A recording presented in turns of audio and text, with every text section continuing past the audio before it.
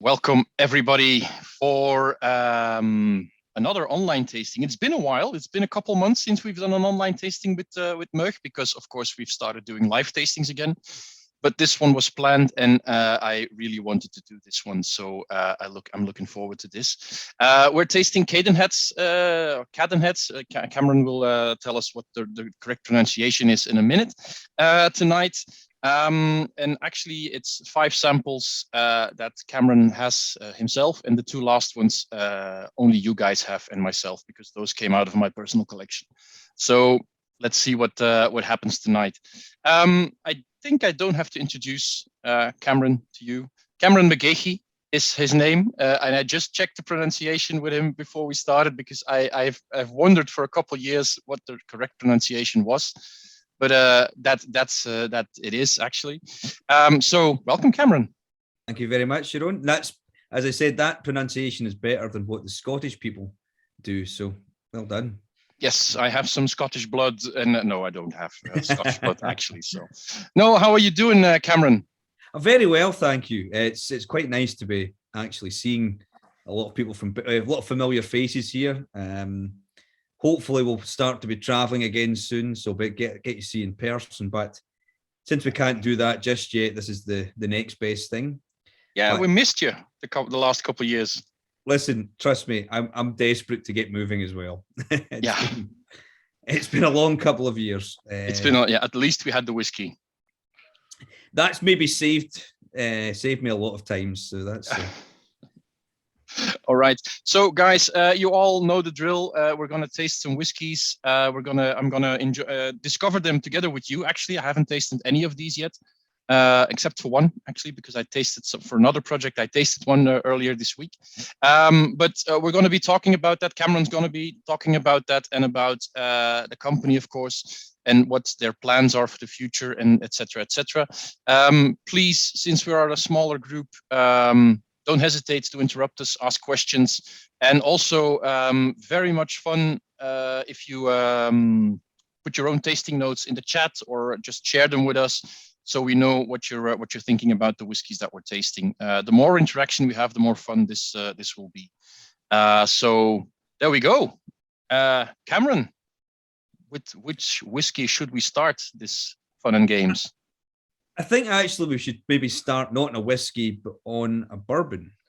Heaven Hill. Right. Yeah, I think the Heaven Hill 12-year-old is probably going by the lineup. I think that's the one we should maybe start with. I thought so too, and that's actually the one that I tried earlier this week, because I was looking for some food pairing ideas, and I thought this would work with something, and it did actually. So there you go. What did you pair it with, out of interest? Oh, I was gonna pair it with. I'll look it up while you talk about it. Because I have it in my WhatsApp somewhere, and I need to check, because it was one of 5 dishes I was going to pair it with. So there you go. Excellent. Okay, no problem at all. So what we're starting with here is obviously our Heaven Hill 12-year-old from our original collection.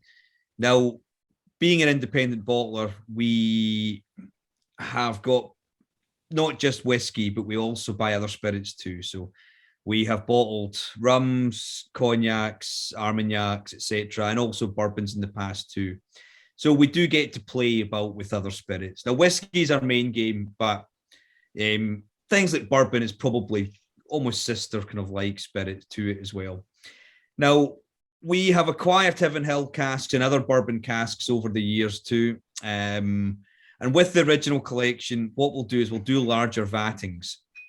Now, we're basically trying to get a kind of, maybe if there's a cask that we try that's outstanding, we'll bottle it as a single cask. But we're buying thousands of casks every year, and I'm quite sure that there's no point in trying to tell you all that every single cask is magical and every single cask is brilliant, because it's not. And that's why the vast majority of whiskey is vatted together, or they try and blend it as well. And it's the same with us too. Now, with these casks, we are doing smaller amounts than what a bigger company would do, an actual distillery would do. But from this, I think we had roughly about 6-7 casks of the Heaven Hill. We bottled one as an authentic collection, which is a single casket cask strength. We thought that was one that was outstanding. And we decided to try the rest together and see how it worked out. Now, it was okay. And then we did a reduction with it, and it actually helped open up, because initially with the cask strength, with the vatting, it was a bit sharp. What was the alcohol percentage at that moment? You're asking very high? Now, I probably need to look back at the notes, but roughly, I think it was round about kind of high 50s, probably 55, 57. But I'll be honest with you, Jerome, the alcohol percentage doesn't necessarily mean it's going to be sharp. Mm-hmm. I've tried whiskies in their 40s that are sharp. It's not always the alcohol that produces that. I've tried whiskies that are 60% that are quite mellow. It's not always just the percentage of it that can help it. Absolutely. It's more how it's been in the cask previously and how it's developed in time. Mm-hmm. There's no rhyme nor reason. No, but I'm asking because a couple of weeks ago I did a masterclass with Benji Purslow from Heaven Hill Distillery, mm-hmm. and he was explaining about the different ways, the different locations of the casks in their warehouses. So if this was in the 50s, that must have meant it was a cask that was on the floor somewhere on one of the ground floors of the warehouse. Maybe if it was in Kentucky. Oh, okay. Yeah. Maybe not so much in Campbelltown. The temperature's not as high here. Yeah. So we don't get the same kind of fluctuation with the differences in the temperature. In the likes of Kentucky and Tennessee and all the bourbon country, if there's got a warm, dry warehouse, mm-hmm. if it's at the top of the warehouse, you can actually get the evaporation can be a lot quicker of the liquid. Mm-hmm. The strength can actually go up. Yep. So that can actually happen in some parts, but with us it's slightly different. Now I don't know how long it's spent in Scotland, the casks here. We've definitely had them in Campbelltown for about, I think it was about 3 years. So they spent about 3 years in Campbelltown. Before that, they were held in central Scotland. Mm-hmm. I genuinely don't know how long they were there before that, though. They could have been in Scotland for 12 years altogether, or like 10 years or 11 years. Might have only been 8 or 6 or 5. Mm-hmm. So I can't even, we get asked that quite a lot, like what the difference with the maturation is. Unfortunately, we don't own stock that is abroad. Like, that's maturing over there. Okay. Yeah. It might be quite interesting to have that, like if we did, and then we could maybe see the differences. But mm-hmm. unfortunately, it would just be a guess. Now, the actual percentage of the bourbons when we got them were not unusually kind of like low or high. They were all roughly the same. 1 or 2 might have been low, but we found there was a leak in one of them, so it had nothing to do with the temperature. And one that had the leak had quite a lot of wood contact as well. So it was, you could tell with the samples, one was a lot darker than the rest. And on its own, it was quite strong. It was quite coconutty, quite vanilla, the typical bourbon notes you're going to get, that sort of standard syrupy. So it needed a bit of help. And that's where vatting together casks can really help. Because you can help mellow out a spirit. Mm-hmm. It's even just having even just having 2 casks together can make a huge difference. It's single casks, and I don't mean this in a bad way, but it's fairly straightforward to pick a single cask. I'm not trying to do myself out of a job because we do pick a lot of single casks at a time. The blending part's probably a lot tougher than I think it kind of gives credit for, because we have to try many variations with it too. And sometimes the work and sometimes they don't, and we go, right, we just need to leave that. We'll maybe think of we'll let it mature on or whatnot. But this one we thought was quite a good composition. And the reduction as well helped kind of open it up and give it a bit more of a floral complex, if a floral note to it. It was very closed at cast strength. You know, it was just sharp. It was quite, and you sometimes get this with bourbon. It was maybe, do you know when you sometimes get a kind of hairspray type taste, you know, and you can get that with bourbon, some rye as well. It's not a detrimental sort of tasting note. It's just that's the kind of image it gives you. But with this one, we've got a nice kind of sweetness with it, kind of coconuts, pineapples, kind of kiwi fruit.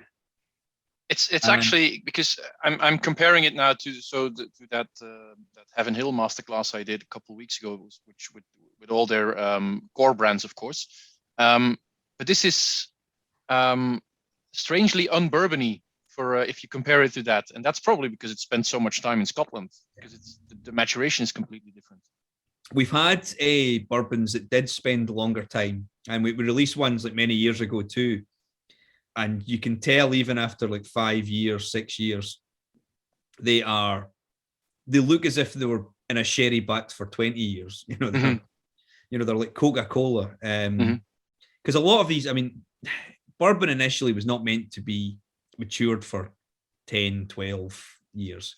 This is a fairly new marketing strategy over the last sort of 10, 15 years from a lot of bourbon companies as well. And it's the market's changed as well. People are more interested in trying different, different ages and different styles to see what can happen with it as well.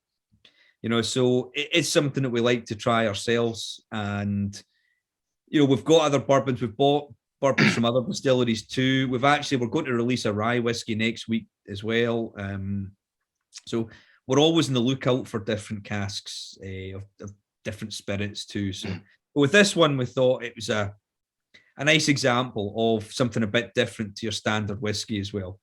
You know, it's got a softness, it's got a kind of summer-like kind of feel. It's a nice summer drink as well, you know, especially if the sun's out. But it's got a lot going on with it too, a lot of fruitiness, a lot of creaminess, kind of almonds as well. Yannick in the chat is saying a lot of green apples. Yeah. It has. It's got the nose as well. It's very fresh. You know, it's got the nose before, as I said, it was very closed. It needed something else to kind of open it up to try and help mellow out a bit. And even the single cask that we did at cast strength from it, it's quite different. You know, it's very different to this one, which is what we quite like, because we want to showcase it in different ways. You know, here's one at cast strength. Here's a vatting at 46%. We recently we did. We've got the Caol Ila later on, which we can talk about. But at the same time, we did a single cask of that at cast strength, and we also do warehouse tastings in Campbelltown, and we used one for that. Now they were all sister casks. You know, they were all from the same run.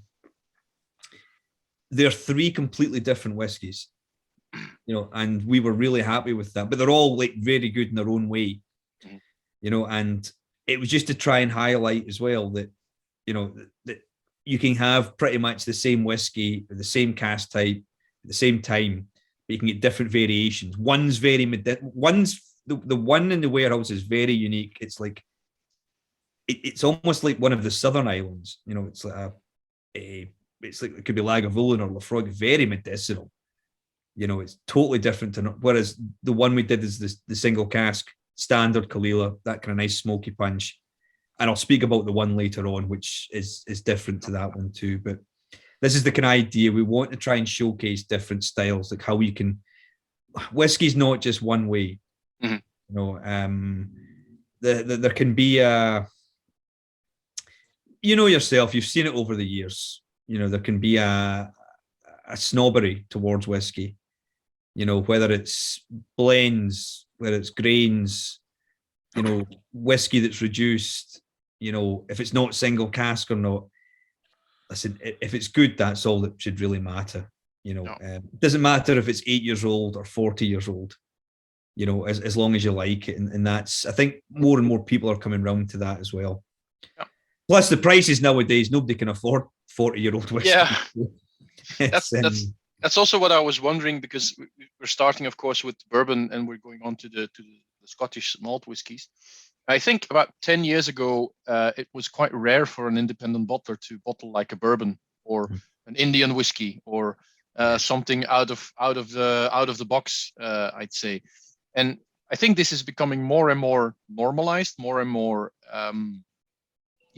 expected also that you would do stuff like this. Is that something that you're going to expand on, or is it what's the idea for the future? Yeah. To be honest with you, Jeroen, I think it is, because while we still hold, we've got over 100 different Scottish distilleries whiskies.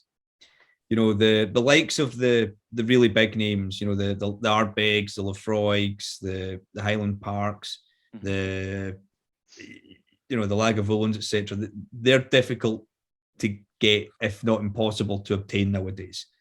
The distilleries don't sell them anymore. Now, we've still got stock of them, but you've got to be very cautious with that stock and use it sparingly.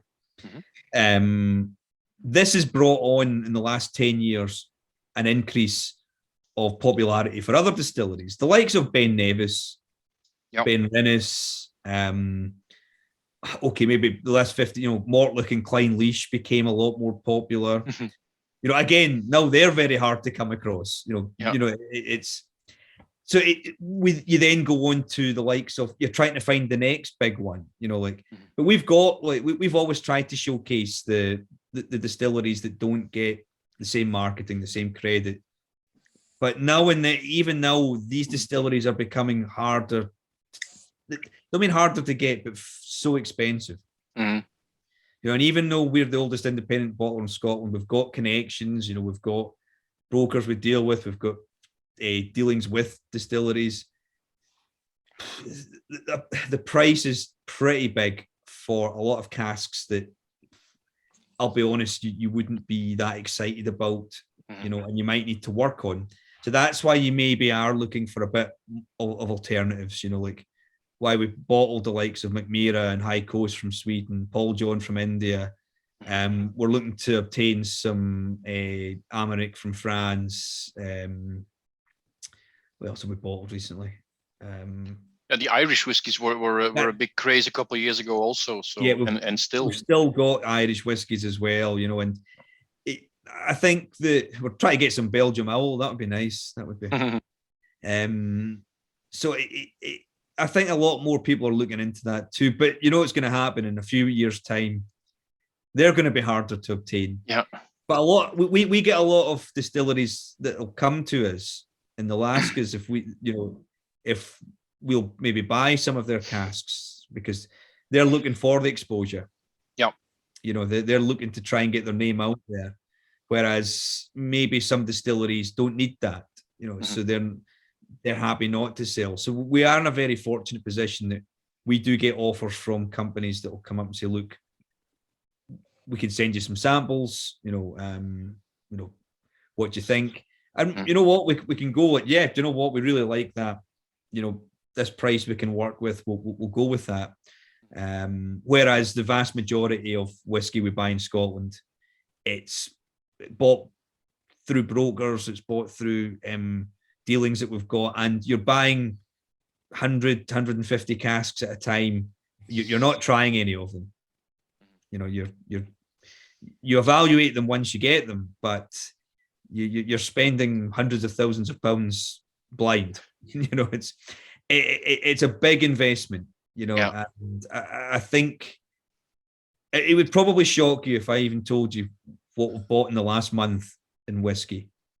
Try us. I'm not going to tell you, but it certainly shocked our accountant. Put it that way. But we've got to try and build for the future. Yeah, because it might be expensive now, but we're not looking to sell that whiskey just now. In 5 years' time or 10 years' time, when we're going to sell it, it should be a more affordable position. But again, the prices that they are now, it's becoming higher, higher and higher. And we are trying our best to keep things low. You know, we are. It's just difficult though to when people say, "Oh, your prices have went up," it's like, well, it's not really, because we've had to buy that. So it's the price we've purchased this at, and then we've got to replace that, which has now went up. It's so difficult. It really is. Even though we're an independent bottler, we're actually very dependent on what other people do.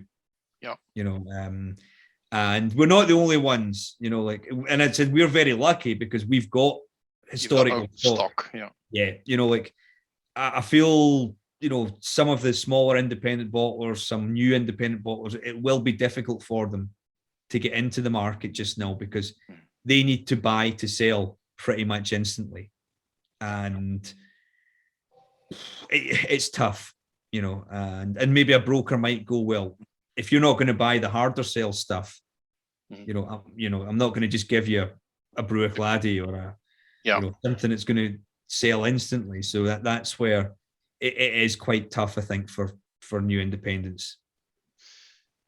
Let's try the second whiskey, Cameron. Is that the Craigellachie that we're going to taste now, or what do you think? I think so. Yeah, I think we go with the Craigellachie. We'll go with the Craigellachie. Right. So let's pour that one first, and then go to one of the questions in the chat. A question that's burning on a lot of people's tongues, I think. But let's first try the Craigellachie. Well, the question, Cameron, is Caol Alex is a big fan of the small batch series. Is there a reason why Cadenhead stopped with the series? Yeah, pretty much.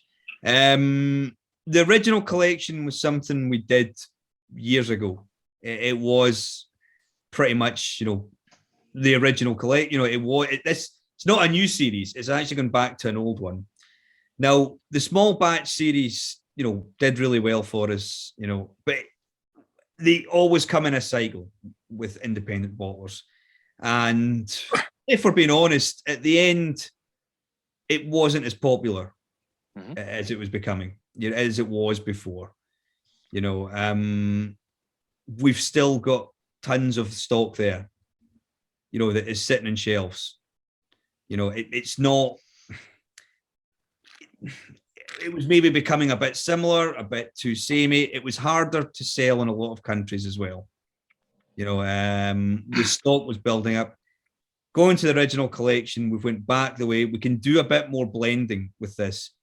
What we're pretty much easier for us to do is give our own representation on whiskies, you know, of that particular distillery. Whereas with the small batch, we were kind of restricted slightly. You know, it was very difficult. There was only certain amounts we could get in there because it wouldn't always work having certain batches. You know, say there's maybe 10 casks we could do an original. It might not have worked at cask strength, a lot of them. And as I said, even with something that's maybe 300, 400 bottles, which isn't a lot, they weren't really selling, you know. And I remember when this brought up, because it was a couple of years ago now, and there was a bit, I still remember on social media, there was a big, can't believe they're doing it. Yeah, there was a big uproar, basically. The original collection is, we've sold out of absolutely everything, you know, like, as in like to all markets. We had honestly thousands and thousands of bottles still, and I'm being honest, in the warehouse of the small batch that we couldn't sell. You know, cask strength drink, you know, we do cask strength. We've got an authentic collection. We do cask strength. We do other series that are cask strength as well. You know, the small batch was also not. It was, people were kind of struggling to get their heads around. You've got a 12-year-old Craigellachie at cask strength. You've got another 12-year-old Craigellachie, the same at cask strength. What's the difference? You know, and you go, well, this is. You mean between batches, like a batch from 2017 and a batch from 2018 might both have a Craigellachie 12-year-old? What's the difference? Yeah. Okay. And there was a bit of confusion. A lot of people did get confused in the market with it. Now, we wouldn't just change something that was working. You know, and that's what I'm being brutally honest here. If it was working, why would we change it? You know, there isn't as many cask strength drinkers in the world as you might think as well. You know, it's a business still. You know, we've got to try and make.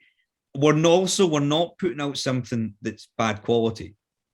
You know, we're giving a different style, a different interpretation of whiskey. You know, people say, "Oh, it's to try and get more bottles out of it." You don't get that much more. You know, we're not dealing like in, you know, we've got hundreds and hundreds of casks that are going into a batch, and you're reducing it to 40%. You know, somebody says we're doing it to try and reduce prices because of duty. Now, yes, 46% whiskey will cost you less, but not as much as people think. You know, I read an article recently. Somebody said that they really love the original collection, but we haven't really focused on getting the price value down from cask strength. In the UK, a 46% bottle, probably about £9.40 gets paid in duty. For a 55%, it's about £2 more. Okay. You know, people seem to think that it's going to reduce it by like £20 or something. It's like, it's not. You know, it doesn't reduce it by that much. And we're also not bottling anything that is better at cask strength, because we've tried ones like trying to do blending, and if it tasted better at cask strength, we haven't done it. You know, we've used it for maybe other vattings that we do, you know, or Cadenhead Club that we have as well.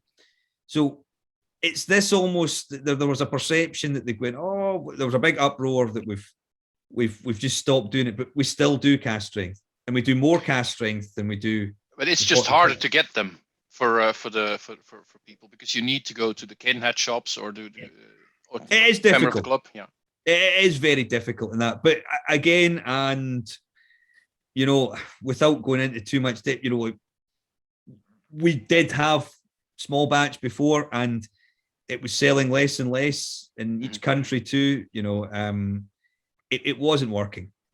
It might also be the case that the cask strength drinkers, I'll just group them in one big niche now. Maybe they're just the most vocal ones on the social media, and they are the most.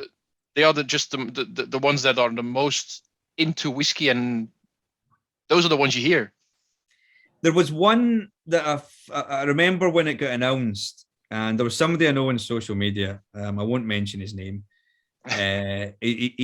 He's from your country, and he put this big post before even trying any of it. This is disgraceful, you know. Cadenheads of, you know, what are they playing at? This is stupid, you know. Like, they've got no idea what they're doing. You know, I don't want 46% whiskey. That very week, I swear to God, that very week, he put on a post because he bought one of those 12-year-old ceramic Springbanks for his birthday that were reduced to 43%, like 30 years ago. So this was probably now sitting about 32%, because those things, and he was going, wow, greatest gift ever, can't believe it. And I was like, but that's 43% just because it's Springbank. If we put out, I don't think the criticism is about small batch. I think whenever I ask somebody which small batch was your favourite, it's always, oh, it was that Highland Park 32-year-old, or the Bunnahabhain 39-year-old, or the Bam 40-year-old. The extreme ones. It's like, well, unfortunately, you know, we still have those distilleries, but we can't, you know, it's impossible to keep churning out, you know, 32-year-old Highland Parks to, you know, 4 casks at a time. You know, we just can't do that, you know, and nobody can, you know, nobody could do that apart from Highland Park, of course. But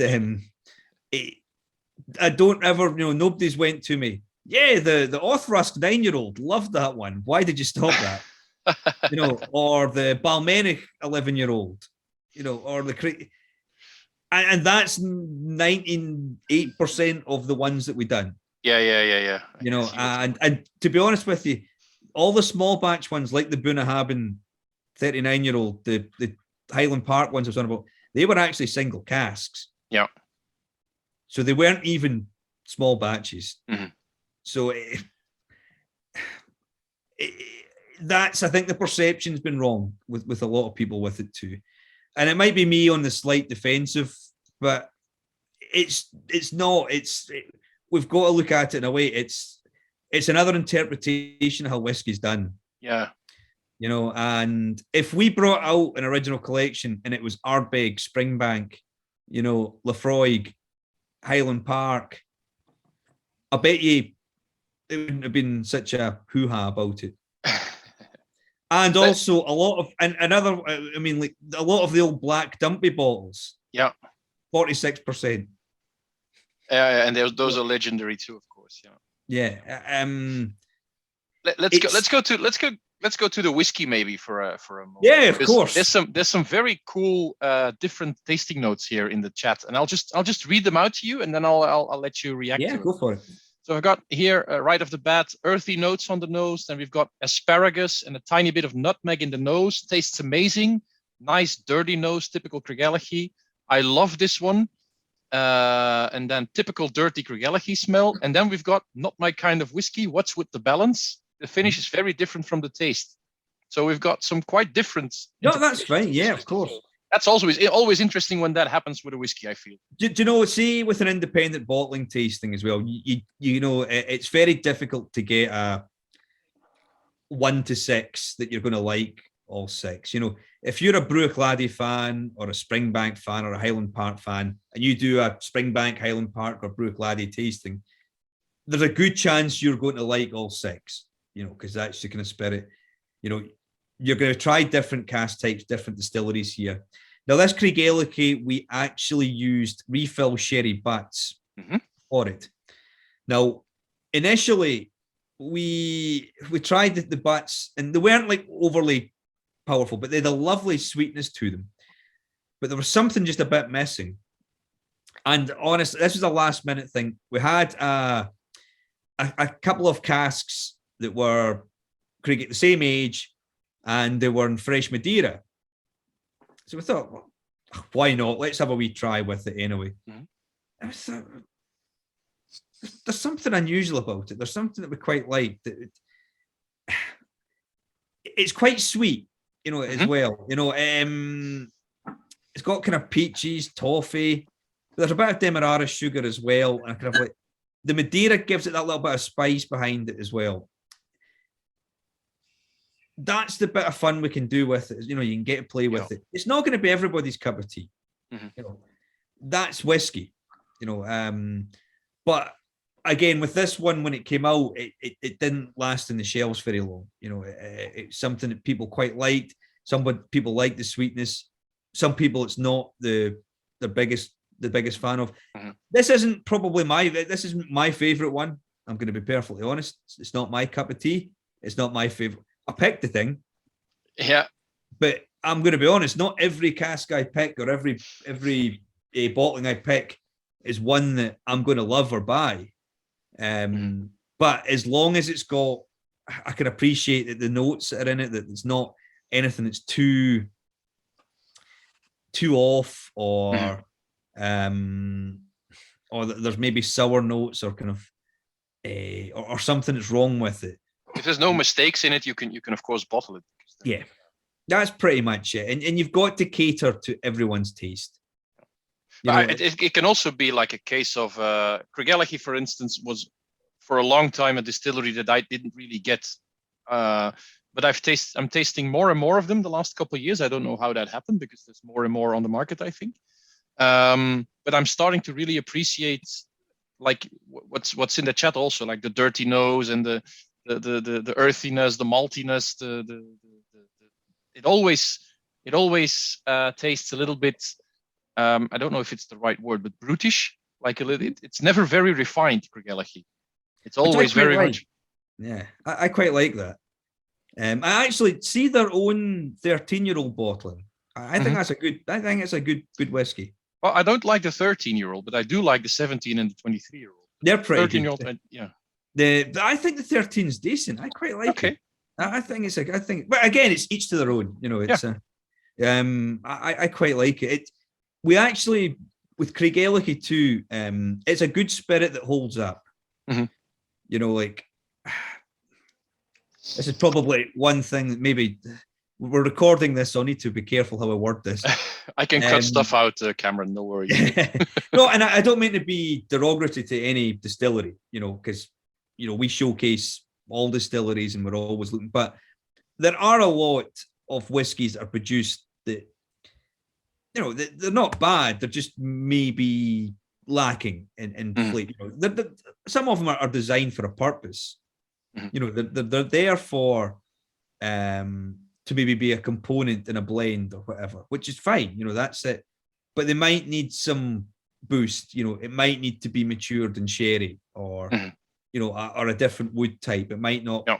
If it's in second fill bourbon for 20 years, it might not have the same effect as like if you've got with a Bowmore or whatever at that same time, or a Ben Nevis or a Clynelish. But Craigellachie, it works pretty well. There's a lot.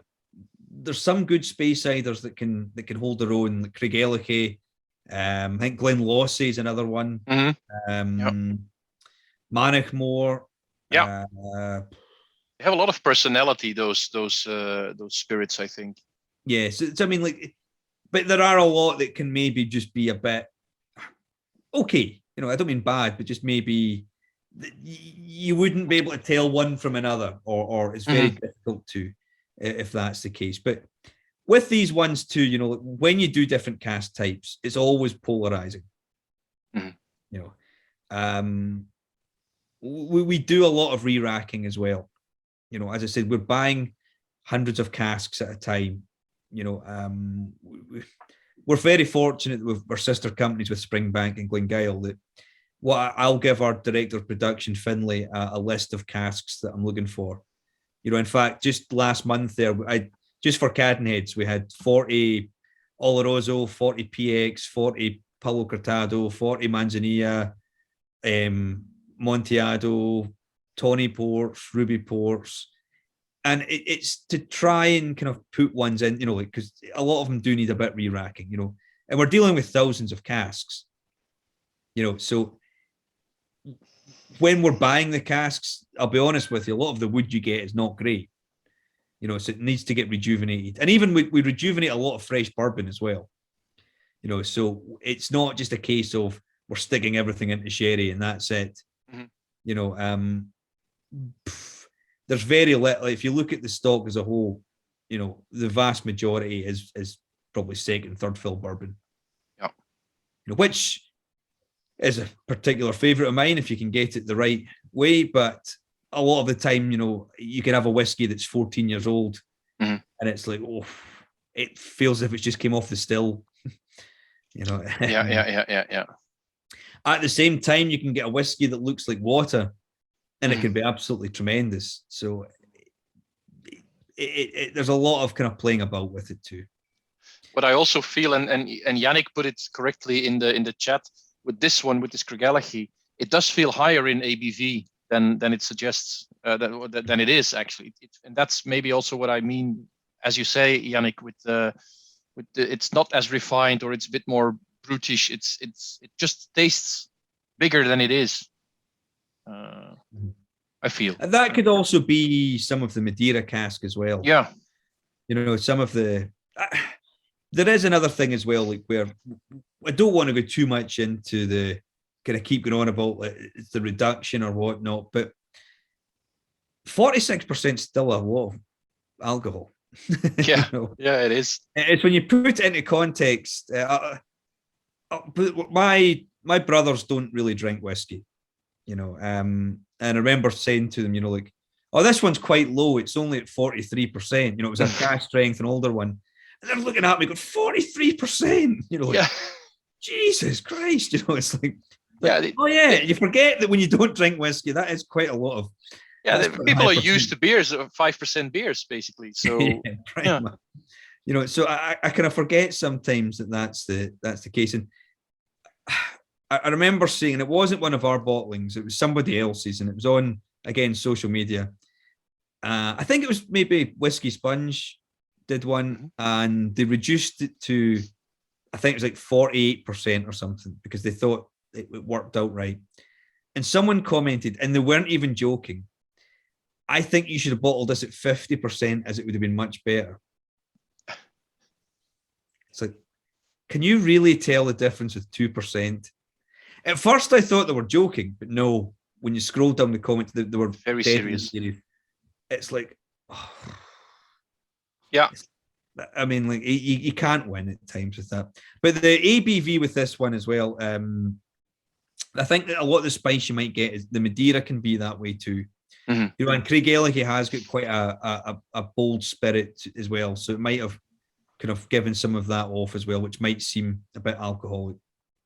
Can you find this, like the composition of the casks you used? Can you find that somewhere? Because I can. You used to have these neck labels on the bottles too sometimes. So. We did. We got rid of those about 7 years ago. Yeah, 6 years ago, because the bottling hall, absolutely, they were a nightmare for the bottling hall to put on. Oh, I've worked there for a day, so I know how annoying it is.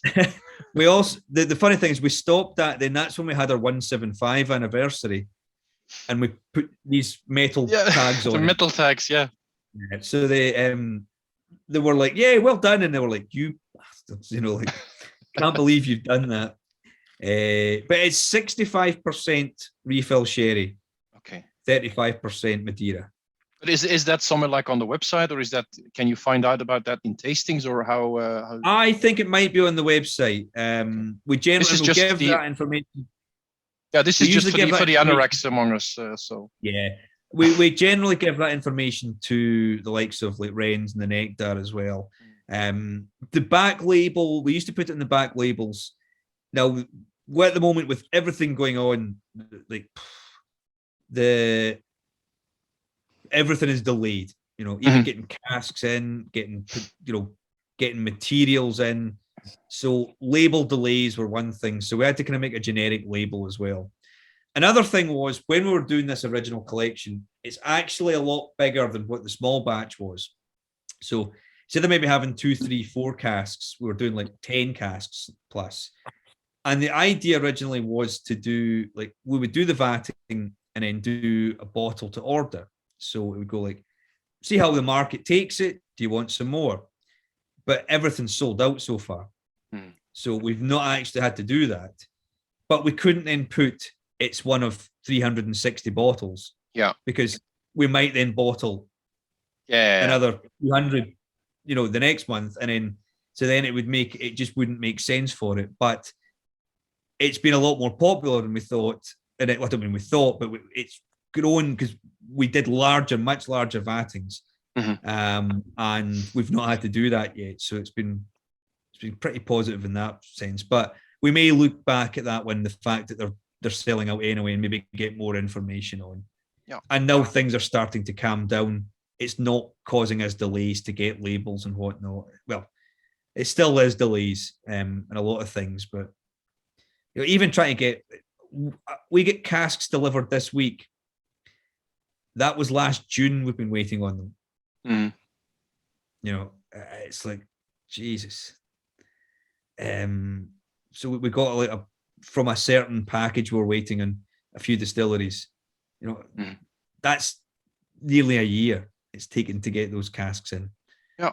I mean, they're an extreme example, you know, like we have got other ones that have come in a lot quicker, but we were trying to utilize some of these casks, you know, for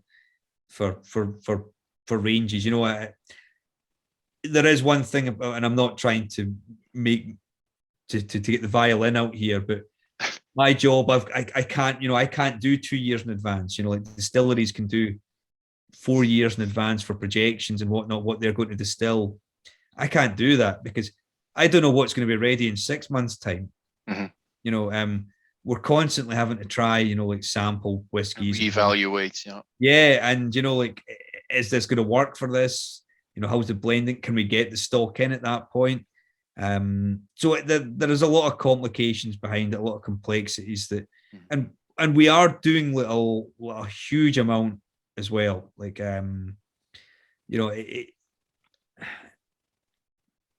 you like from like we give the impression that we're quite a small company, but it is done at quite a big scale compared to like a lot of independent bottlers. The amount of bottles that we do. Speaking to a lot of other bottlers as well, and like when I say to them the amount we have, they're going, "Oh, who's doing your blending?" It's like, "Well, me and Ranald." Like, "Oh, so who's buying your casks?" Me and Ranald. Yeah. "Oh, and who's doing your logistics?" Me and Ranald. And who's like, and then like all your other general like tasks and managerial tasks as well during the week, and so there is a lot involved with it. That I think that there's a perception that all I'm doing is sitting at a desk drinking whiskey all day, which can be the case some days, but there is quite a lot of complex. It is a lot more complex than I think a lot of people think, and maybe give it credit for as well. I totally get that. I also think that we should move on to another whiskey. Yeah, if that's fine with you. Go for it. I think Benrinnes. Benrinnes was what I was thinking too. Yeah. Look at that. So Benrinnes, 11-year-old. Yes. I'll let you try it first, and I'll give you the makeup of it after. I feel that the Benrinnes is again one of those spirits that we talked about. Like it has a lot of character, just like Craigellachie has. Yeah. Do you know when we were talking about whiskies that have maybe taken a lot of popularity over the years? I think Benrinnes is one of those too. Yeah. There's been a lot more available in the market over the years, quite affordable. But again, more popular it gets, the harder it is to obtain, the more expensive it's going to get as well. But it's a pretty good spirit from it as well. It's got quite a nice sweetness to it. It's very good for like blending with too. We use it in some of our blends. Benrinnes, Linkwood, Glenelgan, cracking whiskies to blend with. So we try and use a lot of those, and cracking whiskies on their own as well. You get a proper good Glenelgan, a proper good Linkwood, and a proper good Benrinnes, and they're pretty tough to beat. If you for value as well. But this one here, 11 years old, and it's composed of 40% bourbon casks, 40% PX sherry, and the strange bit of it is 20% rum. All right. Now, the bourbon and the PX, initially it was going to be 50-50. It was fine. We were going to do that. And kind of similar to the Craigellachie, with there's a rogue rum cask that was lying there. And we thought, we'll try it out. And I don't know what happened, but it actually gave it a little bit extra sweetness. So it didn't really give it more of a rum flavor, So it didn't, if you're looking for a rum flavor from it, you're going to the wrong drink here. I would have never guessed rum from just tasting and nosing this. Yeah. But what it did, it seemed to maybe mellow out the PX slightly, and sort of it got a bit kind of like a black olives, kind of stewed fruits and all that, but it gave it a little something different, I can't remember what, it was a couple of years ago we did it now, but it was literally one of those that we just did. Oh, let's try it out, and we'll never use it. And it was like, that's actually pretty good. So we quite liked it. I think maybe it just mellowed out the PX slightly too. Yeah, but because PX can be quite overpowering sometimes too. So it can be, and the PX itself was not a full maturation. I think it was about 2 years for the casks that we used. I can't remember if it was 2 or 3. I can't remember. PX and 2 or 3 bourbon and the rum cask with it as well. So I ended up with about 40% bourbon, 40% PX, and 20% rum, and it seemed to work. And it's again, it's one of those that, again, it depends on if you're a sherry fan or not, but it's not a complete. you know, it's not just a case of here's sherry. You know, it has got a bit of it's got that kind of flavour behind it. It's got the fruits. And I'm actually seeing a comment here saying it would have been better with the higher ABV. It wasn't. You know, we actually tried it with the higher ABV. It was sharp. It didn't have any of the, you know, it wasn't open. You know, it was very closed. It needed the water to help kind of bring it to life. You know, it's not like a case of it's just a, you know, we'll put it strength that's going to make it. Sometimes as well, I think with higher ABVs, it can confuse with flavor behind it. You know, like you're going to get a maybe a burn about. You know, I think it's more the flavor we're looking for rather than just the actual kind of like maybe feeling you're going to get with a higher ABV.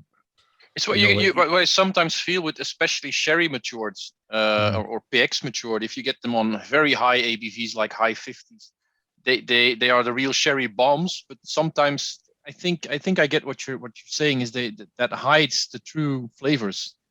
We're trying to open up the kind of and you. And again, because we do cast strength as well, you know, and you know yourself, everybody does their whiskey journey and like where they started and what they used to do. And, you know, I used to be no water, you know, like, and now everything's like, so, you know, you try it first, you'll add a bit more, you want to try and open up. And then you start looking into, God, you miss some flavors with it. You know, the more you sort of add a little bit, and I don't mean like putting it down to 40, you know, like even if it someone's at 55 and you're just adding a few drops of water to it, you know, and you go, wow, there's extra sort of flavor behind it. And I think that's maybe what, if you're used to drinking cast strength all the time, you know, it can be that you sometimes forget that a lot of that can be just a bit more of the alcohol that you're getting rather than looking for maybe some of the flavor. Now, don't get me wrong, that's not all the time. And it's just, I could be completely wrong there, but I do find that some of the higher strength ones hides things that maybe you don't get. You know, it's always because there are some very, very nice high ABV sherry bomb type that still have the flavors you're looking for, and I do get what Eric and Caol are saying. It lacks some power. I can see what they're talking about. I don't necessarily agree. I like it this way too, but I can see both sides, and it's. You, of course, have tried the high ABV version. So, and don't get me wrong, as I said, we have tried ones, you know, and we're not just doing it and then it's working. We've done ones that are better at cast strength. It's not a case we're just forcing it down because of it, because I know that's the case. And it's again, it's individual to everyone. You know, it's if you feel it's lacking, fair enough. You know, but. Again, with it, sometimes it's not always a case that the higher strength will make it better. And it was kind of what I was alluding to with the whiskey sponge one, you know, earlier too, you know, like he thought they had tasted it at different levels and he thought at 48% or whatever it was, 47.5 was the perfect strength for it, you know, and somebody said it would be better at 50, you know. Can you really tell 2% difference? You know, it's individual. You know, I wish I actually had samples of it to actually give it cast strength as well. You know, maybe something I might do in the future actually is to sort of show, like, this is how it's like, and it can taste completely different. That would be quite interesting, of course, because there's also the argument of people said, yeah, just give it to us or sell it to us at cask strength, and we'll dilute it ourselves to the level we like it. There's also the case sometimes is that it can sometimes be at cast strength not actually that good. Be quite good at 46%. You know, like you sometimes you'll try it and you go, oh, I'm not too sure about that, and then you go, God, that's actually quite good. But at cast strength, it might be bad. It can work the opposite too, where it's like, wow, this is really good at cast strength. You reduce it, and it goes, actually, that's not good at all. Or it's lost something, or you know, the reduction's not helped it. So it's playing about with it. You know, it's literally, there's no right or wrong. You know, we've tried ones there recently. You know, like I think we had oh God, what was the one we tried? Tamdu. There was a Tamdu one that we thought we were going to do.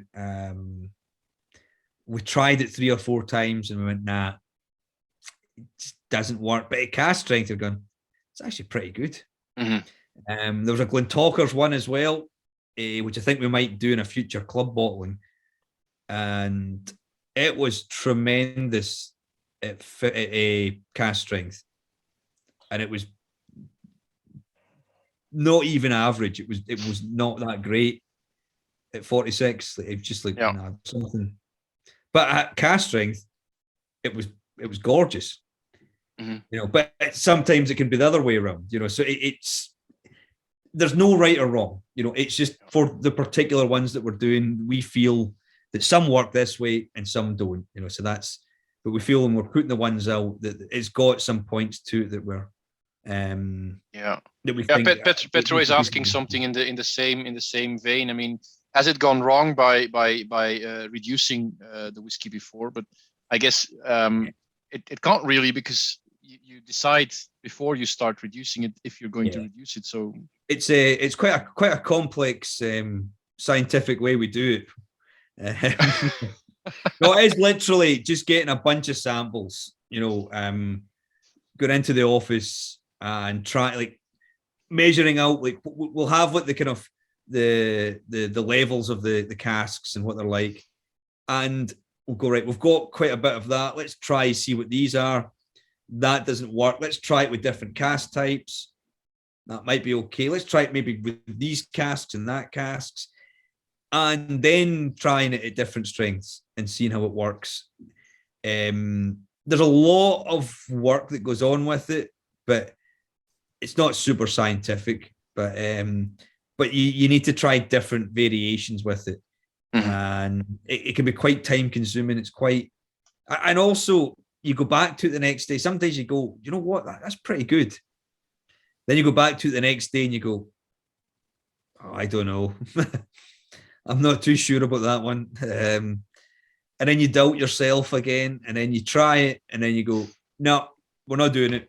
Start again, you know. So it's not taken just lightly. You know, it's not a case of that'll do, that's fine. And certainly would never ever try it, you know, like just assume that it's going to work, because we would have wasted a lot of whiskey if that was the way we did it. Because as I said, for all the ones that success, there's been a lot that we've tried that haven't worked. You know, like for every one that we choose, 10 have not worked. You know, so that's how much we're trying to get, like different components, different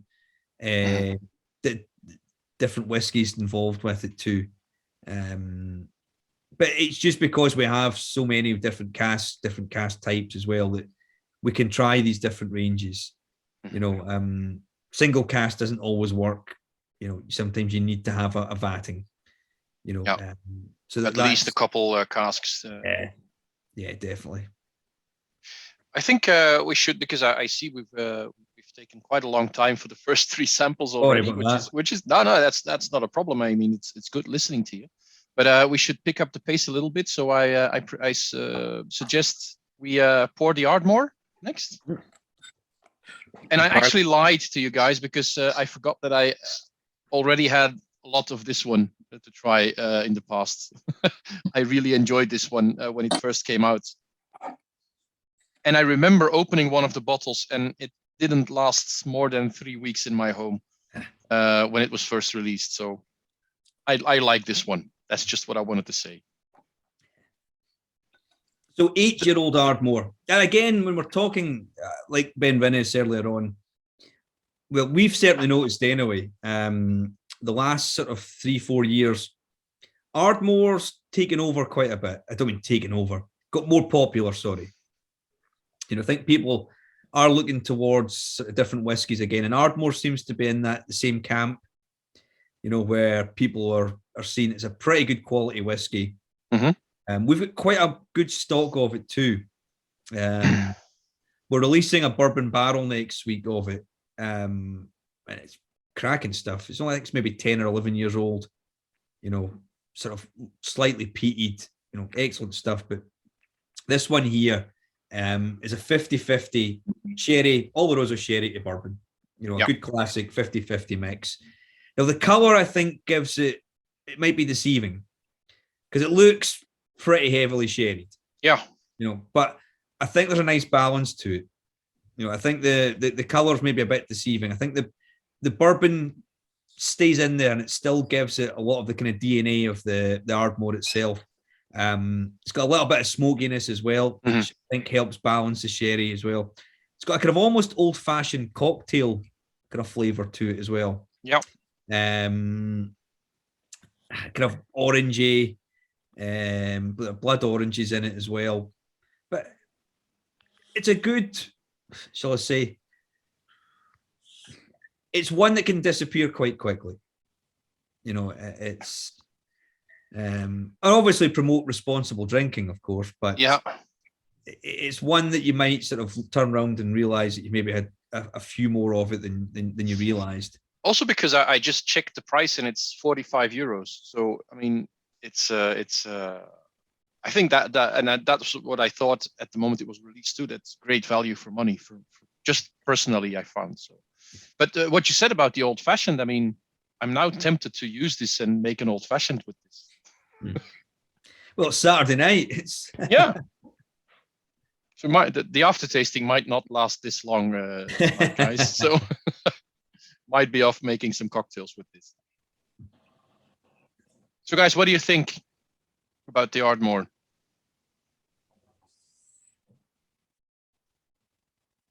Silence.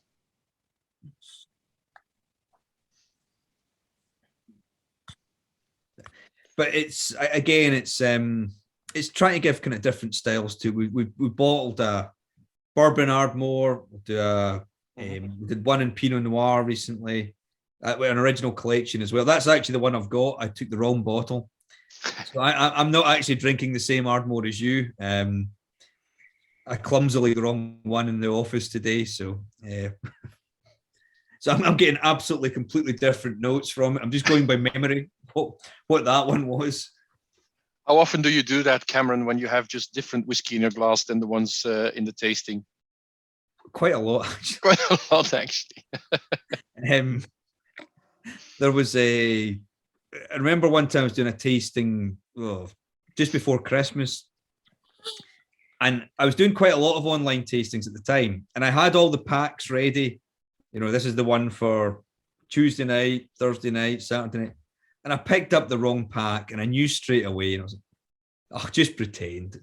Yeah. But I think at some point somebody went, "Wait a minute here, why is your glass like really dark and ours is really light?" So I had to own up at that point. Well, actually, I'm not drinking the same thing.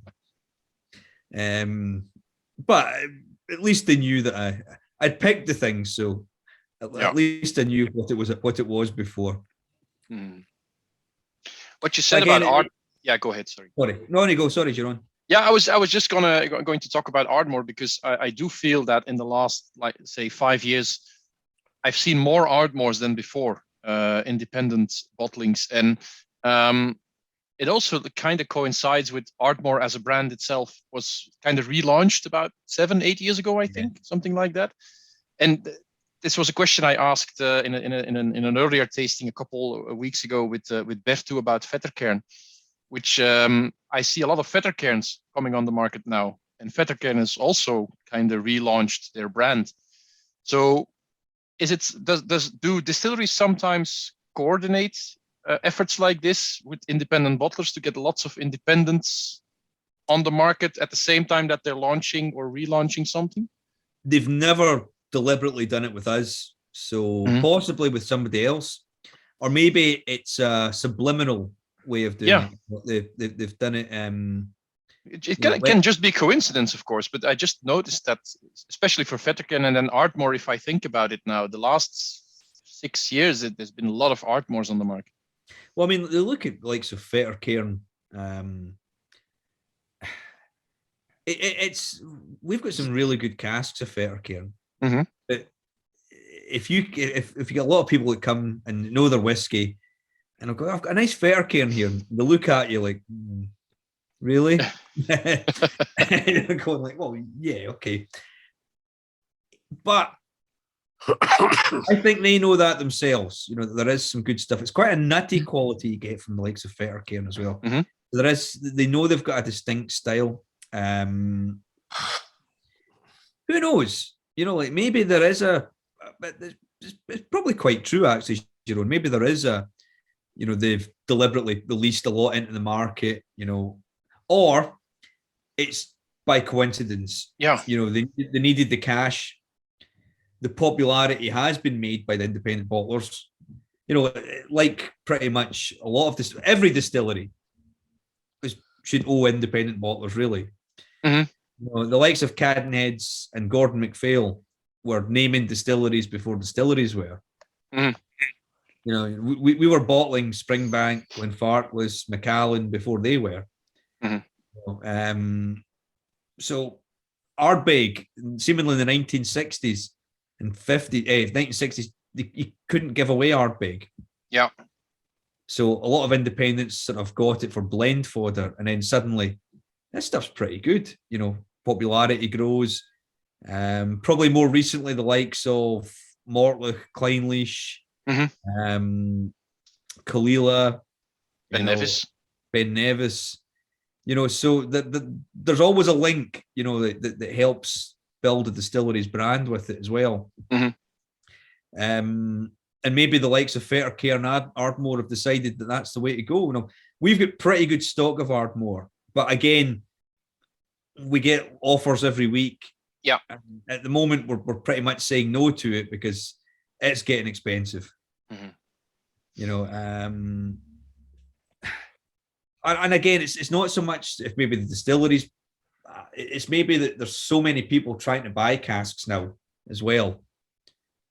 It's pretty much a free for all auction wise a lot of the time.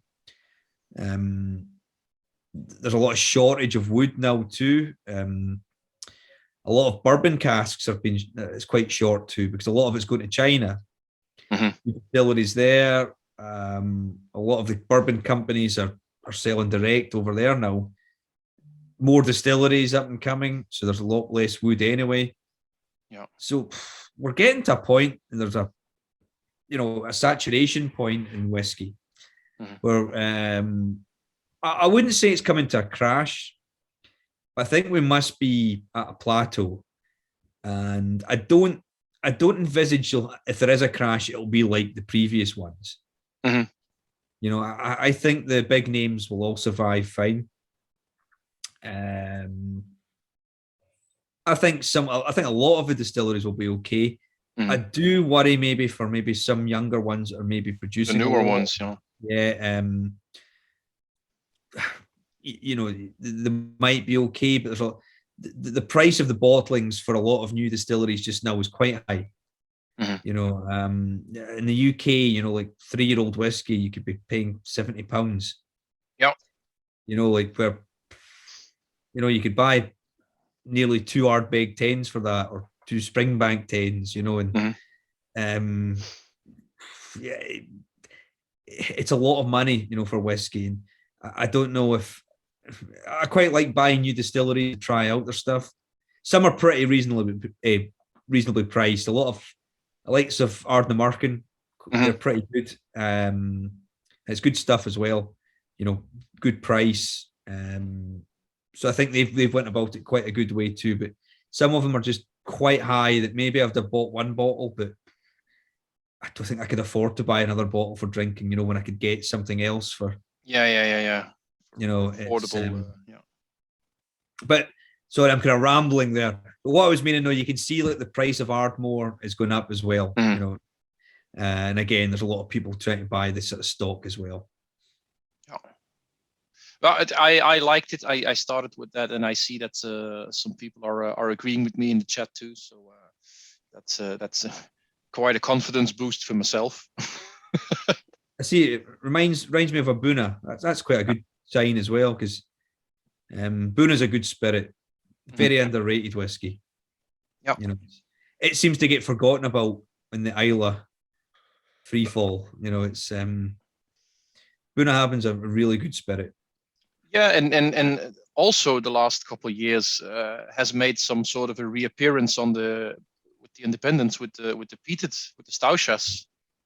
So those weren't around 10 years ago, and now you see them all the time. So very interesting stuff also. Again, the price of those are going through the roof. Yeah. Yeah. Because they were quite affordable, and then probably because they got popular, then the price went up. So. We've got a few left. You know, we've still got some good stock, but I had an eye opener last week when I saw the price of some casks. I was like, whoa. Yeah. Like, I can't tell you, but it was like, no. I mean, you're talking more than double what we paid for it. You know. Wow. Yeah, and it's just, well, nah. We'll hold worth on it anymore. Yeah. Because I think even to sell it, even in 5-6 years' time, it would still be a lot of money. Yeah. You know, and I don't think we've still got a decent stock of it that we can hold off. You know, fair enough if it stays at that price, then okay, maybe we'll have to buy some in the future. But to lay out that investment for something that we're not going to get back in at least 5 or 6 years' time, we need to look at other things first. Maybe one of those things is one of the I think most consistent spirits available is the Caol Ila. Yeah. Should we go to that one? Well, we could do. In the earlier tastings online we did the last couple months and years, one of the things that we always said was it's hard to bottle a bad Caol Ila. Oh, great! Thanks for that. I'm just going to set up for the fall now. Is that the? No, but what we were saying was that the spirit is so consistent that it's just always at least good. You know, it's very hard to find a bad Caol Ila cask. We used to joke about it. That it was the kind of antichrist of whiskey. You know, it was the owned by the big boys. Yep. You know, they do 7 million litres a year. They only have about 5 people operating it with machinery. Yes. But it's bloody good stuff. Yep. You know.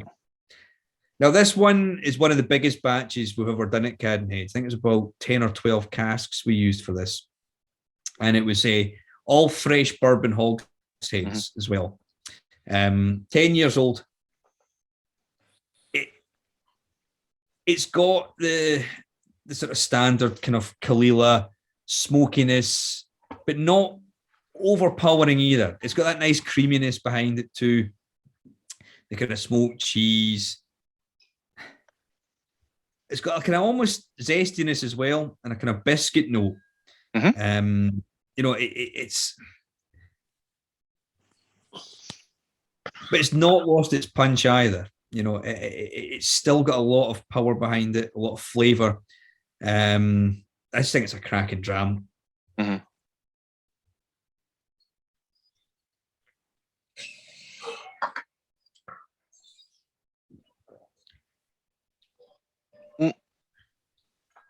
If you would look at your stock now, Cameron, how many casks of Caol Ila would you have lying about somewhere?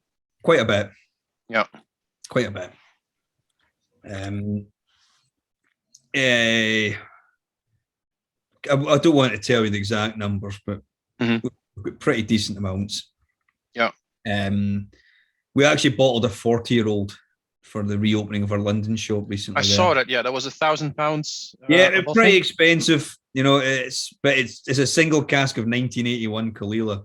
You know, it's. I think a lot of times now, like you've got to look at the value of it as well. You know, the value of this one. You know, the price we put out for this one. You know, it's good value, good everyday drinking.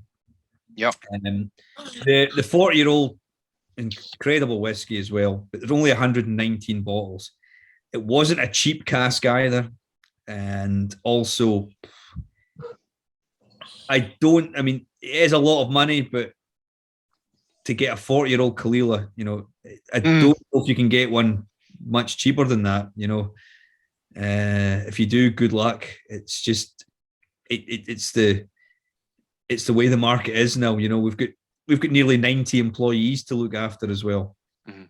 And even if you sold that bottle, you know, and you got all the money from it, it doesn't even cover about a third of a monthly wage.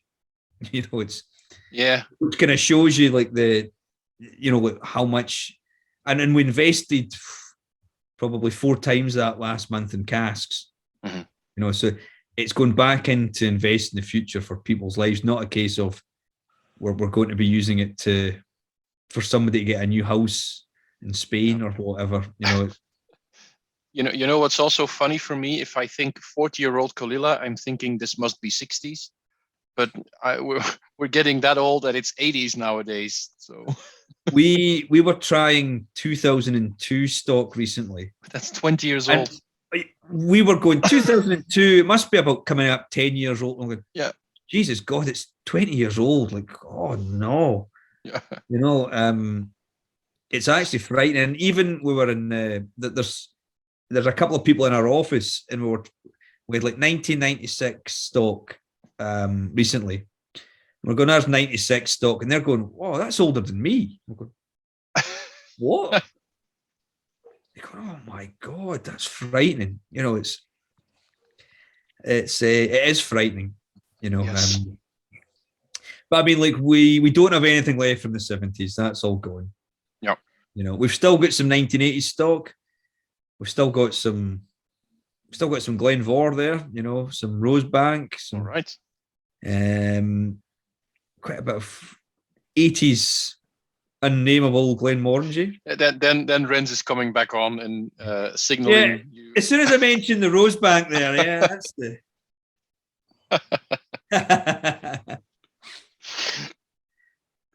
But then I get, you know, like it's crazy money, you know, like we've got some like 93s, 94 Ardbegs still lying about in the warehouses.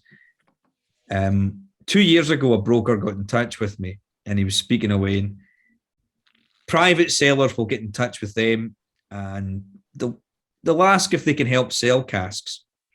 So he was speaking to me at the end, and he said, "I've got a 1993 Ardbeg if you're interested." He started laughing. He says, "I know you're not going to go for it anyway." And I went, "How much?" For a sherry butt of 1993 Ardbeg, £600,000. So that's wow. I was like, and he's laughing because he knows that. So if you're counting about 500 bottles, that's £1,200 buying price. Yeah, a bottle. Okay. A lot of these ones, these private sellers, I think they're looking for speculative buyers. Maybe somebody in China, you know, might be interested in buying something like that. You know, I've heard of, you know, the Macallan 1990s have been going for like £500,000 recently. You're like, it's maybe a cheeky question for you then, since Ardbeg have released their first NFT whiskey. Yeah. When can we buy the first NFT Cadenhead's whiskey, Cameron? Funnily enough, I text the boys in the group chat at work yesterday, and I jokingly said, "Is it an NFT local barley next year?" Yeah. You can imagine the response I got was, but no, I thought it was a joke at first. Yeah, it sounded like a joke. Yeah. I know. I don't know if everybody is with us here, but NFT means non-fungible token. So it's basically a virtual participation in a bottle of Ardbeg that's you can buy now, and then it's sent December 1st. It's sent to Singapore, and then you can go and pick it up there if you want. But you can also trade it virtually. I think part of it as well, it means that it gets it's legitimate too. You know, if anybody's ever worried about copycats or fakes or whatnot, that it will be legitimate. It can't be. But the whole idea is kind of, My cousin's husband is right into it, and he's Bitcoin. And about a month ago, we were actually talking about it, and he was trying to get me into. Oh, you've got to get into this. You've got to get into. I was like, no, I'm old and skeptical about things. You know, I don't like change. It's No, I was thinking about it because I actually wrote a blog post about it yesterday, and I haven't published it yet, so I'm probably going to publish it next week. It's quite long, so if anybody wants to read it, it's going to be in Dutch, Cameron. So I'm sorry about that. I'll try and get a Google translation for it. Yeah. It's basically about investing in whiskey, which is quite a cool subject to get to talk about. But, not for today, I think. We actually it's something that's coming up and up more often now with every new release that comes out from distilleries. And if everyone just collects, then it's not going to go up in value. Yeah. You know, everybody seems to think they're going to get, like, oh, somebody sold a 1960s Bowmore for thousands and thousands. It's like, yeah, because there was only one left, you know, or there was 5 left. If there's going to be 15,000 local barleys left, and nobody drinks them, not going to go up. Yeah, it's crazy. It is, absolutely. Sorry. No. Chris is saying in the chat, don't invest, just taste and enjoy, and that's basically what I agree to. Yeah. The thing is, I buy a lot of bottles and I don't drink enough. So a lot of bottles stay unopened in my cupboard. Sometimes for a very long time, and then suddenly an opportunity pops up to open them, like today, and that's why I had these 2 other bottles I dug up from my cupboards to put into the tasting, the Clynelish and the Balblair. I know you don't have them with you, Cameron, to taste, and you haven't ever tasted them. So the Clynelish came out just before I arrived with the company, so. That's what I was going to ask, because I actually bought these in 2012 when I was at the Springbank Whiskey School.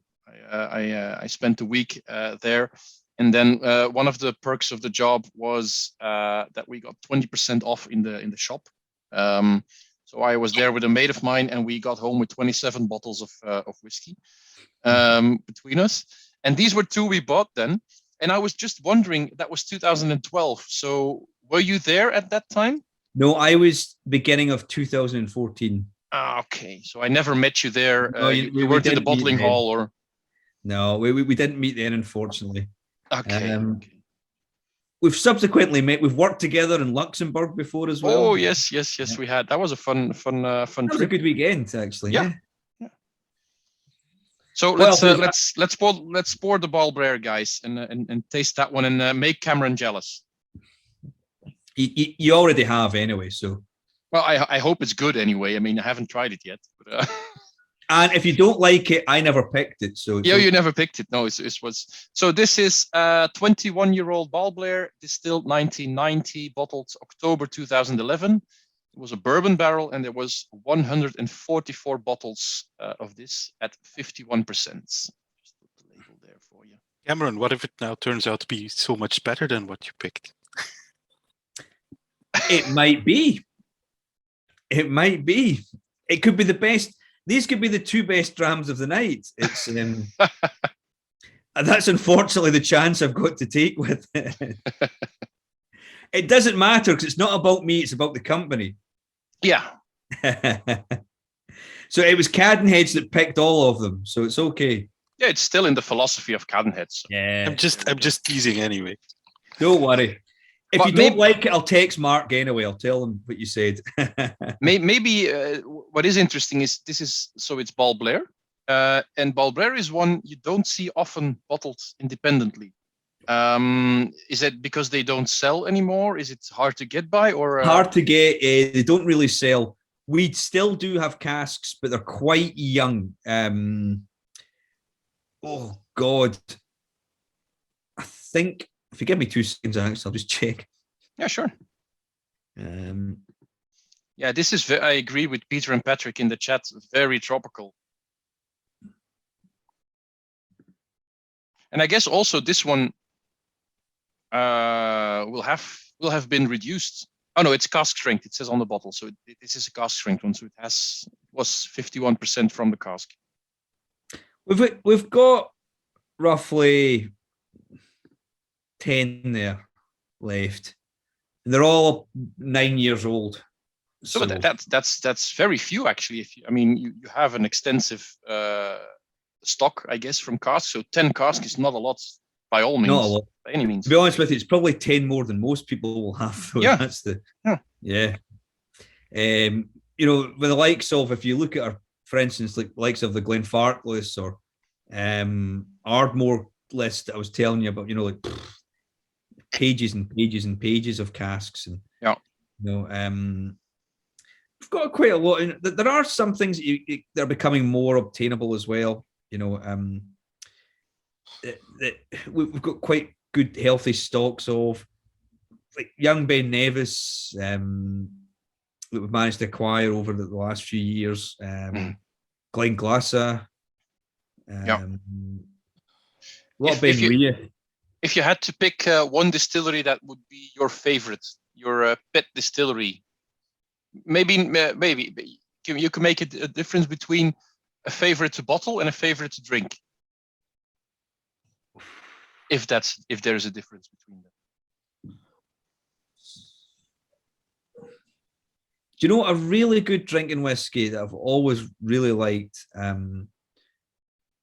Refill bourbon, and it's kind of like late teens to early 20s. I go Clynelish. Yeah. Completely get that. And it's also generally quite affordable as well. Favorite to bottle is difficult because, for instance, like we'd done a Macduff 2 years ago, like 13-year-old bourbon barrel. And I'll be honest with you, we were trying to pick a release, and we were from the batch of samples that we'd got in, we were struggling. And it came out, we've got some Macduffs here, and I don't mean to sound, nothing against Macduff, but none of us really get too excited. Oh my God, this one bourbon barrel we tried was phenomenal. Okay. And I think me and Ranald pretty much bought the actual cask when it came out when we actually bottled it. But that was more satisfying to bottle that than an Ardbeg or a Highland Park or a... Because it gives you a challenge.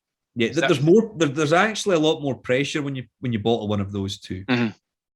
Because if you bottle one of those, the big names, a Lafroig or whatnot, Little Mill, Clynelish, everyone is just, it's going to be amazing. This is going to be the best thing ever. And if it slightly disappoints, they absolutely hate it. If I passed you an Ardmore, a Benrinnes, a Macduff, you're probably all right, fine, cheers. But if it's good, they're going to wow. Yeah, you'll remember that. Yeah. And these are the ones that are more satisfying to bottle. Yeah. To do it. So, how's your Balblair, by the way? That's weird nose, something soapy. Don't like it. Caralalix says so. That's cool. Yeah. I don't have anything soapy. I have more of the tropical fruit that Peter and Patrick are referring to. But there's a thing about that soapiness. We were talking about that a couple of months ago. That you can get that. Obviously, the most famous one was the Bowmores of the 1980s with the soapiness. FWP. There's also a fine line between some that are going, when you sometimes get a distillate that's almost soapy. Sometimes it can be quite nice. Yeah. But before it turns, it's almost a little lavender type way. And sometimes it can. We did a Glen Scotia a couple of years ago, about 27 years, and it was bordering on that soapiness, but not quite at it, and it was gorgeous. It's got one a of these scale. ones where Yeah, it's one of these ones where I could see why people wouldn't like it. Yeah. Because it has that hint. But it also got a lot of praise because it was on that kind of board. Like a lot of people liked it because of that. The flavor was just at that right point before it turned. Well, there's a sort of a scale, I think, that it goes fragrant, aromatic, perfumed, and then it goes soapy. I think we were just at that bit before the soapy with it. Yeah. And it because when we tried it, I'll be honest, and I'm saying I loved it. I didn't like it at first because if Ranald's watching this, he's going to be going, "You liar! You hated it." It was one that grew on me. But afterwards, I went, "Do you know what? I do like that." And so it just shows you, like it sometimes it can get a part of a flavor which you might not really shouldn't like, but can sometimes like. It's like there's even a borderline sulfur as well that can be okay.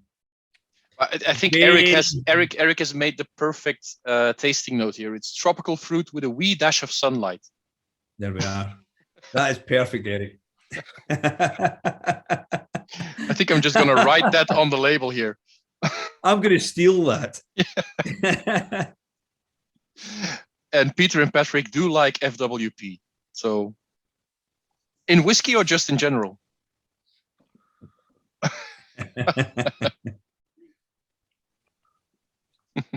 We'll not talk about that. No, not yet. This is still being recorded, Yeah.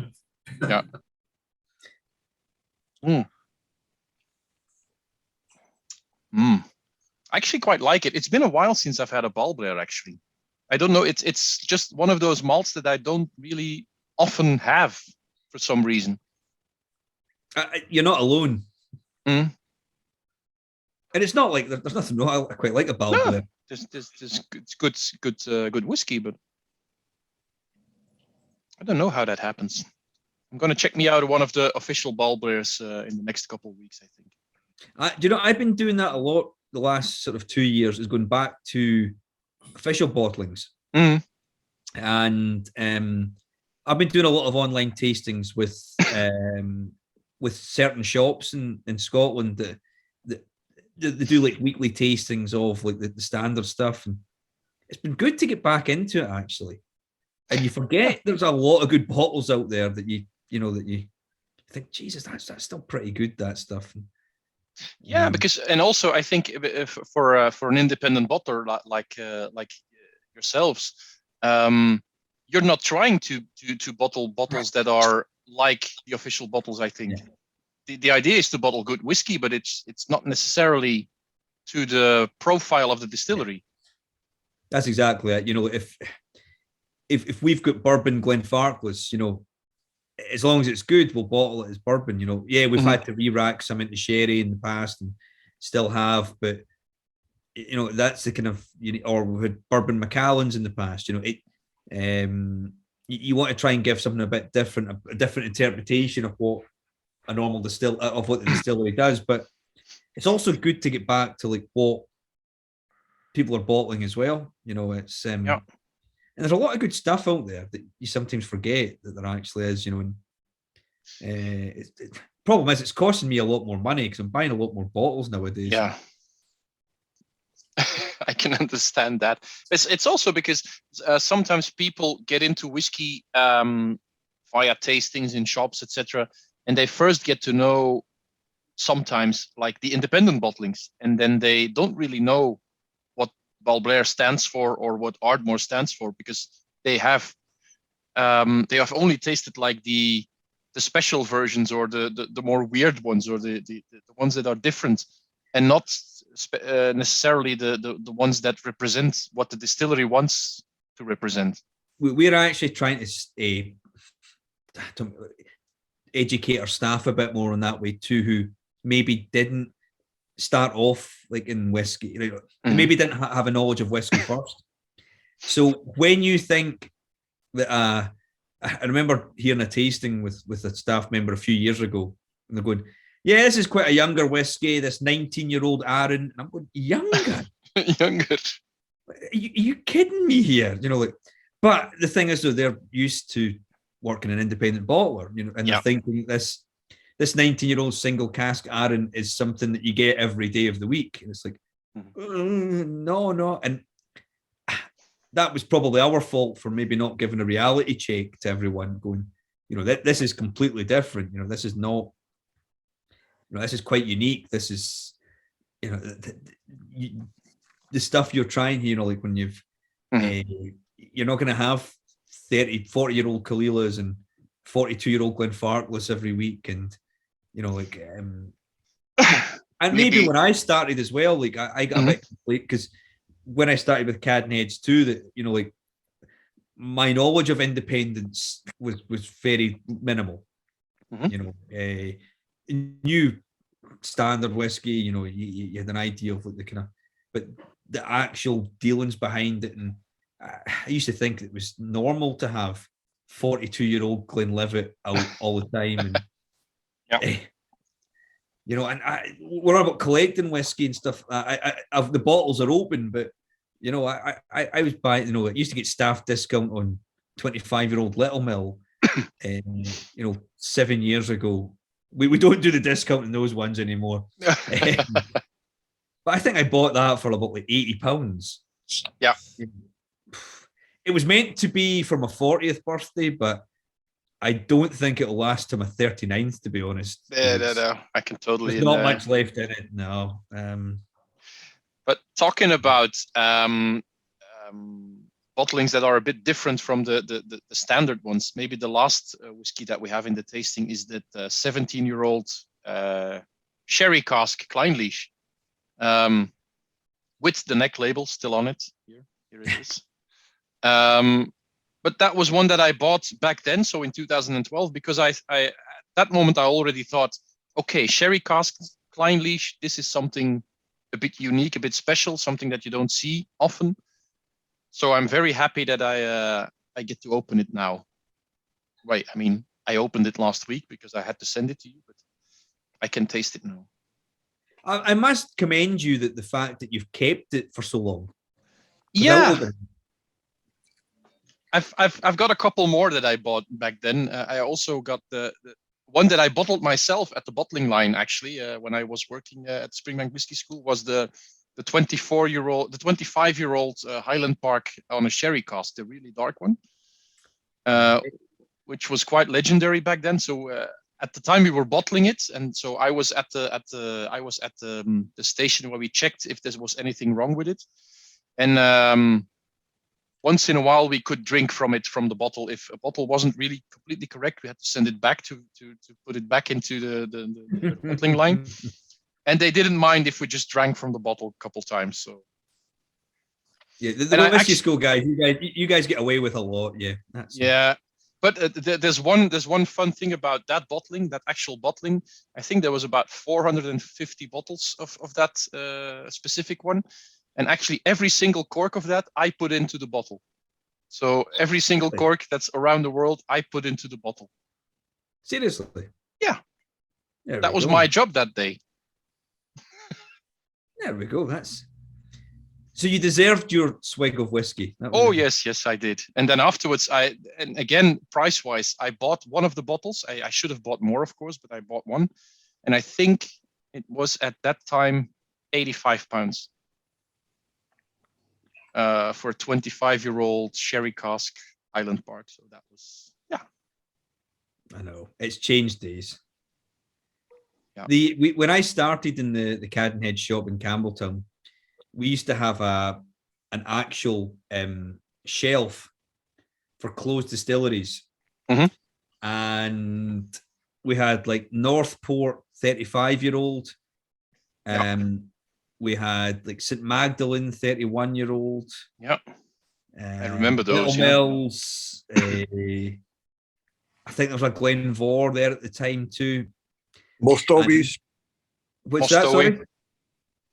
Mostowi. Oh, Mostowi, yeah, that would have probably been there too. And the St Magdalene was £110 at the time. and it's quite expensive, you know. Yeah. 31-year-old St. Magdalene, and I never bought it, you know. I was the same. The same day we bottled that Highland Park, we also did a 39-year-old Caperdonach. And I didn't buy that one because that was 180 pounds, I think. But I did buy this one. And Eric says he likes it very much, and Caol Ila likes it too. So just a bit of the facts. 17-year-old Clynelish, distilled 1995, bottled February 2013, 540 bottles of this thing. And this beautiful old style label. I don't think you do this anymore in this kind of label, do you? Yeah, no, we still have that label. You still have those? Okay. Cool. Yep. I like those. We still have that label. We don't change that much. Yeah. Has it got the standard Clynelish waxiness, or what do you guys think? I think the sherry is very big on this one. So I don't get the real waxiness, but maybe the other guys do.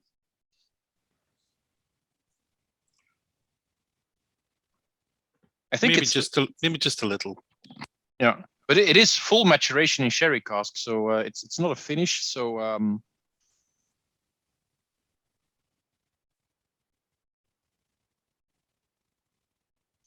Chris got waxed yesterday. I thought you looked good, man.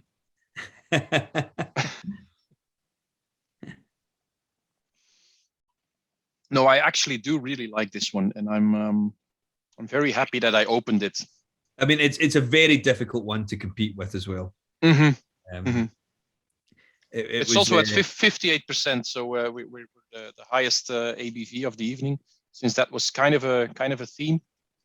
I was doing a tasting a few weeks ago. I was covering in the shop, and we're doing a tasting within the shop, and it was just a standard kind of tasting with some 10 to 15-year-old whiskies, and it was one of the whiskey school guys was asking it because he was wanting to try some Cadenheads. I said, come on down. But just before it, the guys had him in the warehouse. And he's going, yeah, I've just been trying some 1990 Springbanks. I tried some 93 Longrows. Okay. I thought to myself, well, I'm just going to disappoint you now. I mean, the only ways down is... But that's such a great experience to do the whiskey school. So if anybody here has the idea or the urge to do it, just do it. I mean, it costs some money, but it's the experience of a lifetime. I do remember the warehouse day that we had with. We were talking about that earlier before the tasting started, Cameron, with Norman and Kerry. Is Kerry still there? Yeah, Kerry's now the warehouse supervisor. Okay. So we were walking around with those two, and I was like, oh, Norman, there's a cask of Dallas Dew 1979. Yeah, that's my birth year. And he said, all right, I get your drift. So we took it out and just popped it off and tasted that straight in the warehouse. So those are the things that those are memories forever, you know. That Dallas Dew is well gone now. I know. It was bottled a couple of years after. I saw, but it was out of my budget. But I tasted it. So how was it? It was brilliant. Yeah, that was great stuff at the time. So Tommy's asking the bottle. I don't know if that works, man. Otherwise, I'll just take a picture and send it to you afterwards. I've got some glare from the light here. But it was just so amazing to walk around the distillery and do all that stuff. And also, so we had to work from like 9 to 5 every day. But I was there with my mates, and so we went back to the bed and breakfast. We had dinner, and then afterwards we went back into town and joined the late shift.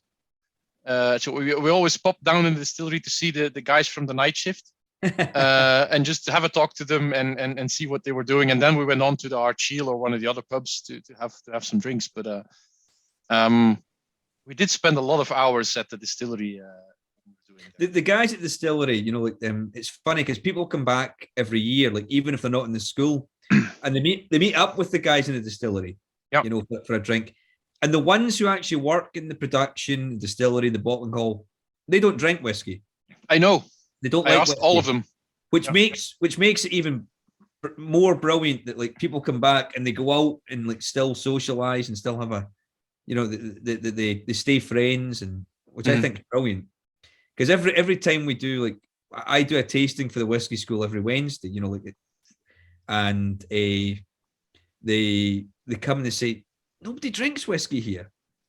And I've said, yeah, that's a good thing. You know, can you imagine the bottling hall all loving whiskey? We would have no bottles left. It would be. Is it actually going on right now, the whiskey school? Yes, and we cool. restarted it for the first time in 3 years. It'll be actually because we're on to our third week, so our fourth week.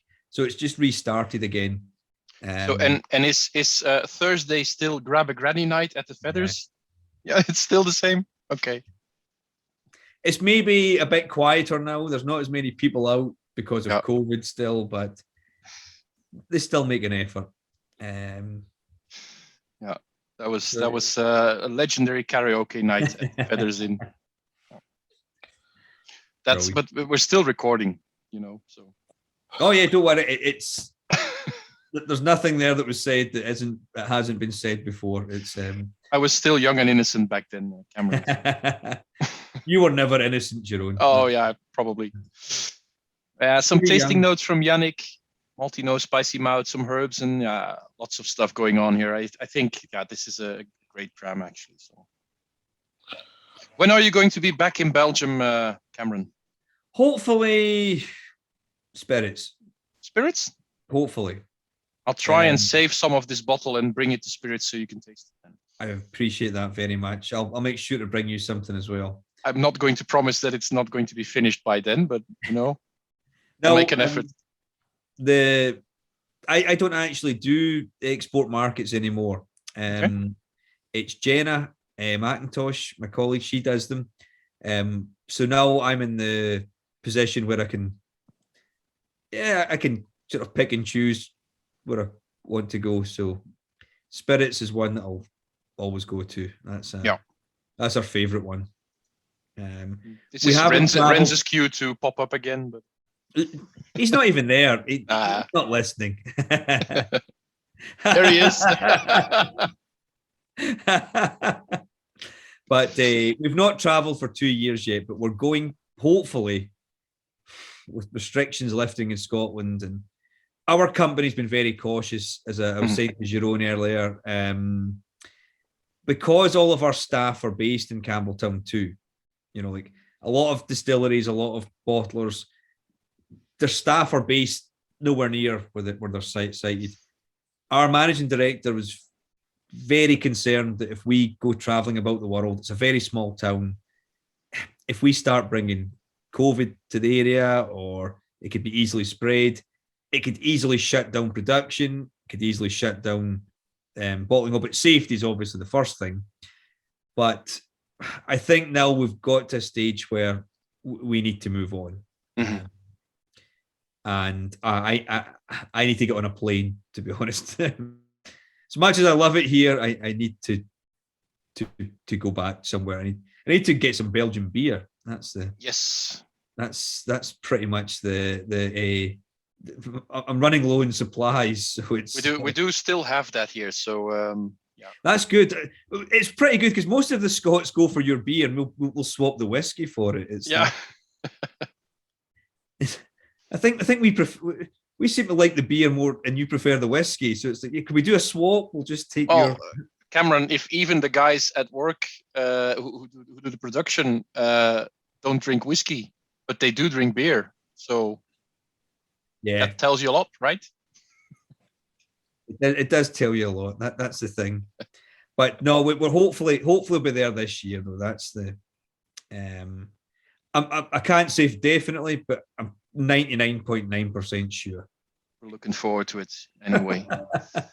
You've got that recorded now, so it's... yeah. I'm just gonna make a small video about that and just repeat that every week on the Facebook or something. Rains doesn't want me to come there. I think that's the problem. Yeah. I'm joking, Rains. I'm joking. Yeah. There he is. Yeah, I wanted to say, if you stay away still for a long time, yeah, then at a certain point I will say, now you don't even have to come over anymore. No, just kidding, Cameron. He's actually said, we've not invited him. I don't know where he's Well, the public demands it, Rens. So there you go. I don't think so.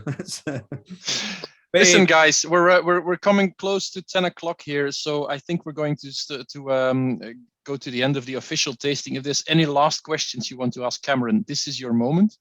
Cameron, while people think about their last questions, is there anything you would like to say as any closing words to these guys and everybody listening or viewing this?